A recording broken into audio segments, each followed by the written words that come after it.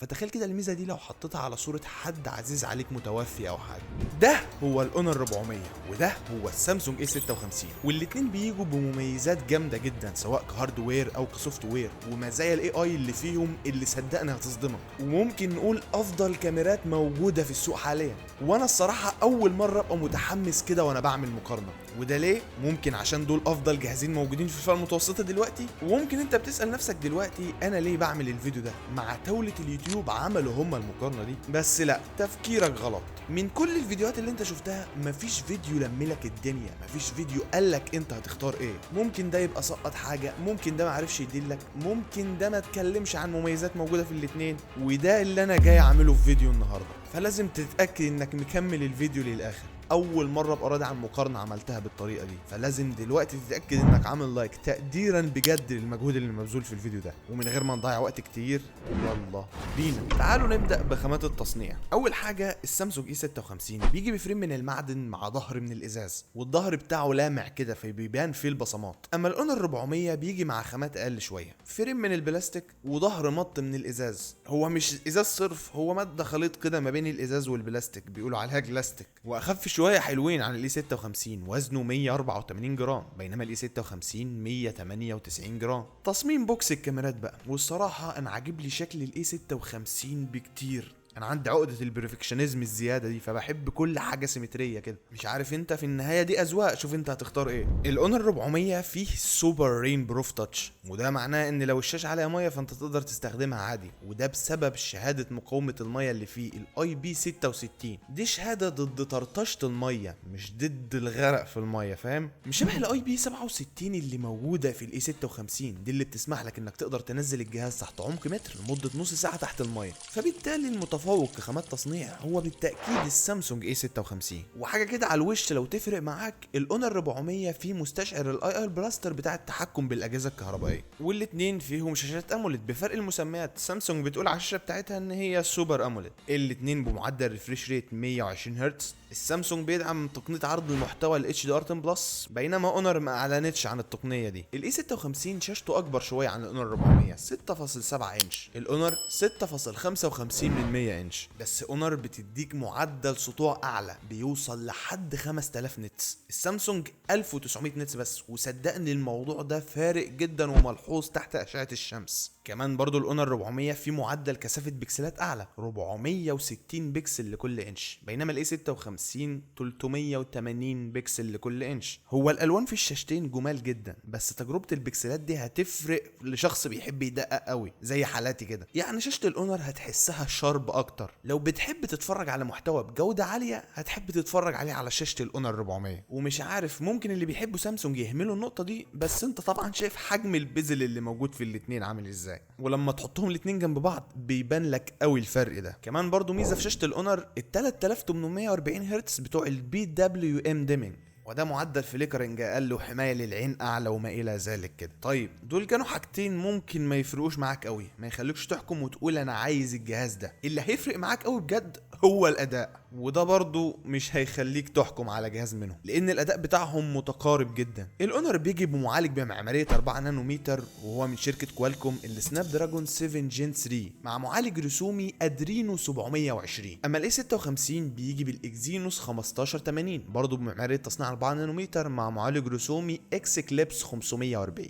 التفوق رايح لصالح الاي 56، بس برضو مش الفرق الكبير قوي، الاتنين سلسين جدا في تجربه الالعاب، ومش هتلاقي جهاز بيلعب باعدادات زياده عن التاني. حتى في استقرار المعالج والدروب فريمز اللي بتحصل فيه كان رايح ناحيه الاونر 400، مع ان الاي 56 اقوى. وفي سلاسه الواجهه وتجربه السوفت وير الاتنين ممتازين جدا. تجربه واجهه اونر الماجيك او اس سلسه لابعد حد، بس برضه الوان يو اي بتاعت سامسونج اكتر واجهه مستقره في كل فئات الاندرويد، وفيها كاستمايز اكتر بكتير عن ما هو موجود في الاونر 400. وبالمناسبه السامسونج بيجي بواجهه الوان يو اي 7 وبنظام تشغيل اندرويد 15، وسامسونج وعدك فيه ب6 سنين من تحديثات الاندرويد و6 سنين من السكيورتي ابديت. بينما برضو الاونر 400 بيجي بنظام تشغيل اندرويد 15 مع واجهه اونر الجديده الماجيك او اس 9. كان في اخبار ان اونر برضو وعدك ب6 سنين من تحديثات الاندرويد، بس ده طلع للنسخه الاوروبيه. الكلام دلوقتي اللي موجود عن النسخه المحليه ان هو 3 سنين بس من تحديثات الاندرويد، والاتنين فيهم مزايا اي بالعبيط.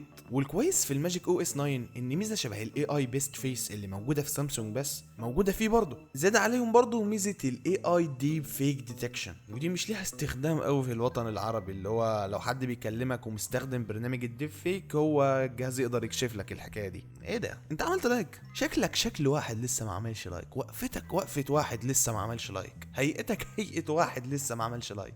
طب ايه بقى؟ طيب انهي جهاز فيهم بقى هيكمل معاك اليوم بسبب ساعه البطاريه؟ خليني اقول لك ان الاونر 400 بيجي ببطاريه ساعتها 6000 ملي امبير، بينما الاي 56 بطاريته ساعتها 5000 ملي امبير. فانت بالتالي هترجم كده الاونر 400. لا برضه انت وقعت في الفخ تاني. كاستمايز واجهه سامسونج بيدي الاي 56 عمر بطاريه اطول. ما تسالنيش ازاي، مع ان الاونر 400 ساعته اكبر، وكمان الشحن اللي فيه اسرع، بيجي بقدره شحن 66 واط، وبيجي معاه في العلبه شاحن بقدره 100 واط. الاي 56 بيجي بقدره شحن 45 واط، بيقدر يشحن من 0 ل 100% تقريبا في حوالي 70 دقيقه. الاونر 200 من 0 ل 100% تقريبا في حوالي 44 دقيقه. فهتقول لي ازاي؟ انا مش عارف والله، مفيش حد في البلد دي بيشتغل بشهادته. طيب نيجي بقى للنقطه الفارقه واللي انت داخل عشانها الفيديو ده اصلا، الكاميرات. مش عايزين نركز قوي في الارقام، خلينا نقلبهم عشان ندخل على التجربه الفعليه على طول. الاونر 200 بيجي بعدسه اساسيه دقتها 200 ميجا بكسل، وعدسه ثانيه 12 ميجا بكسل الترا وايد وبس، من غير كلام كتير. مفيش عدسه مايكرو. كويس، ما تحطش عدسه مايكرو، ما احناش عايزينها، حط بقى عدسه تيليفوتو. الاي 56 عدسه اساسيه 50 ميجا بكسل، ونفس الكاميرا الالترا وايد ال 12 ميجا بكسل، وعدسه ثالثه 5 ميجا بكسل للمايكرو. السيلفي في الاثنين 50 ميجا بكسل للاونر 400 و12 ميجا بكسل للاي 56. عايزك بقى تركز في تجربه الكاميرات، واللي بالنهار هتحس برضو ان طريقه المعالجه قريبه من بعض قوي.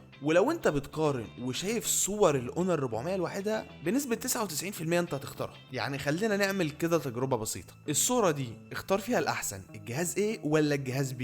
الجهاز A كان هو الاونر 400، والجهاز B كان الاي 56. طب ودي برضو اختار فيها الجهاز A ولا الجهاز B؟ فشفت بقى، فاهم قصدي؟ ده اللي انا بكلمك فيه. النقاط بقى اللي بيتفوق فيها الاي 56 على الاونر 400 في الصور هي توزيع الاضاءه والدايناميك رينج اللي في الصوره. بيديك الالوان الطبيعيه اللي موجوده في المشهد اللي انت شايفه، والمناطق الغامقه في الصوره بتكون غامقه في طريقه المعالجه بتاعته. يعني هتحس ان الصور اللي بتطلع من الاونر 400 كل الصوره فاتحه كده. غير كده بقى الاونر 400 بيتفوق في كل شيء تاني. يعني مثلا تفاصيل الصوره هو بيديك اكتر تفاصيل. معالجه الضوء على الاجسام ما تحسهاش لاسعه في الاونر 400، لا بتبقى لاسعه في الاي 56.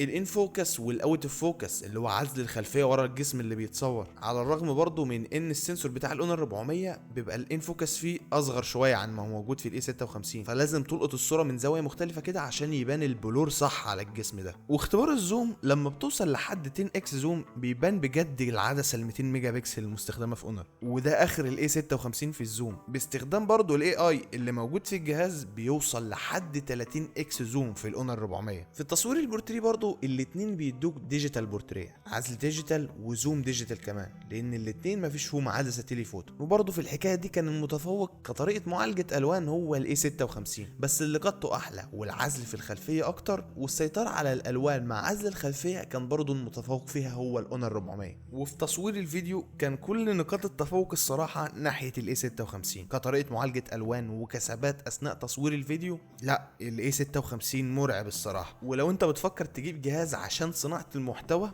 سيبك من المقارنه دي كلها، وش اختار الاي 56، هو اكتر جهاز بيعرف يهندل الامور دي. وبرضه حاجه لاحظتها جدا متفوق فيها الاي 56 هي العدسه السيلفي. ايه ده يا جماعه؟ طريقه معالجه وعزل في الخلفيه ورا على الجسم اللي بيتصور. العدسه السيلفي اللي موجوده في الاي 56 دي على الرغم من انها عدسه 12 ميجا بكسل، بس دي افضل عدسه سيلفي موجوده في الفئه المتوسطه بدون منازع. وفي التصوير الليلي يرجع بقى التفوق ناحيه الاونر 400 تاني، لان النويز اللي فيها قل، توزيع الاضاءه في الصوره برضو افضل من الاي 56 بشويه حلوين، وبرضو التفاصيل اللي بتطلع من التصوير الليلي اكتر بكتير عن ما هي موجوده في الاي 56. تعالوا بقى نتكلم عن شويه مزايا اي اي موجوده في الجهازين في التعديل على الصور. يعني ميزه شبه الاي اي اريزر اللي هي بتشيل الاشخاص من الصوره. هي الاتنين في الجهازين شغاله كويس لو بتحدد اجسام معينه، اما بقى لو في صوره العبط وعايز تشوف الصوره شبه دي مثلا وتشيل كل الاشخاص اللي فيها، الصراحه الاونر 400 عمل شغل كويس جدا فيه، بينما الاي 56 بوظ الدنيا بطريقه ما كده. حاجه برضو شبه الاي اي ريفليكشن، اللي هو انت لو بتصور على حاجه ازاز وفي انعكاس باين منها، وظيفته برضو ان هو يشيل لك الانعكاس ده. كان برضو المتفوق فيها هو الاونر 400. الاي 56 ساب حته بسيطه كده ما شالهاش. الاونر 400 برضو في الاي اي اكسباند، اللي هو يوسع لك الصوره لو انت عايز تاخد عمق في الصوره اكبر، هو يوسع لك الصوره دي. والميزه اللي قلت لكم عليها شبه الاي اي بيست فيس اللي موجوده في سامسونج موجوده برضو في الاونر 400. اما بقى الميزه اللي مش موجوده في اي جهاز تاني غير الاونر 400 دلوقتي هي الاي اي ايمج تو فيديو، وده وظيفته انه يحول لك الصوره لفيديو مدته 5 ثواني. فتخيل كده الميزه دي لو حطيتها على صوره حد عزيز عليك متوفي او حاجه،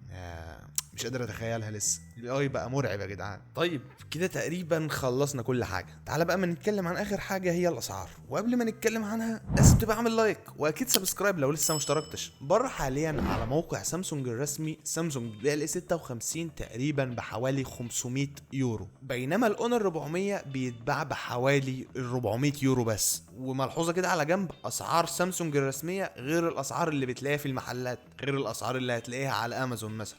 في السعودية على نون سعر النسخة ال 256 جيجا مع 12 جيجا رام من الاونر 400 1500 ريال سعودي، واقل سعر لقيته للاي 56 موجود برضه على نون للنسخة ال 256 جيجا مع 8 جيجا رام هو 1400 ريال سعودي. في الامارات برضو اقل سعر لقيته للنسخه ال 256 جيجا مع 12 جيجا رام للاونر 400 كان حوالي 1370 درهم، والاي 56 256 جيجا مع 8 كان حوالي 1210 درهم. اما في بلد الضريبه يا ضنايا انت اللي هي مصر يعني، لقيت نون بيبيع النسخه ال 256 جيجا مع 12 جيجا رام من الاونر 400 بسعر 21000 جنيه، وصراحه انا شايف السعر ده لقطه جدا. بينما برضو لسه لحد دلوقتي بيبيع السامسونج اي 56 اللي هي النسخه ال 256 جيجا مع 8 جيجا رام تقريبا بحوالي ال 22000 جنيه 21800. ولسه برضو لما تضيف فلوس الشاحن، لو هتجيب شاحن اصلي بقدره 45 واط هيبقى في حدود ال 2000 جنيه برضو او 1000 ونص، فضيف 1000 ونص على الحسبه دي. فبكده برضو نقطه السعر المتفوق فيها هو الاونر 400. ففي الخلاصه المقارنه دي بينت لي ان الاونر 400 متفوق في شويه حاجات، والسامسونج اي 56 متفوق برضو في شويه حاجات.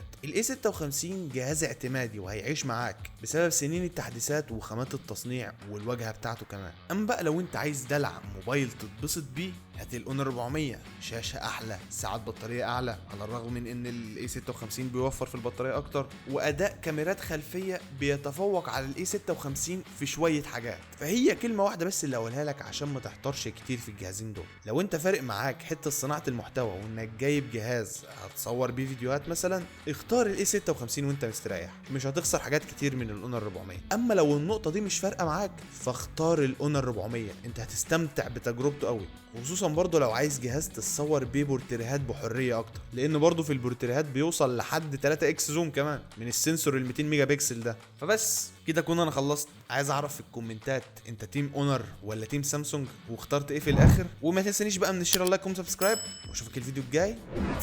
سلام.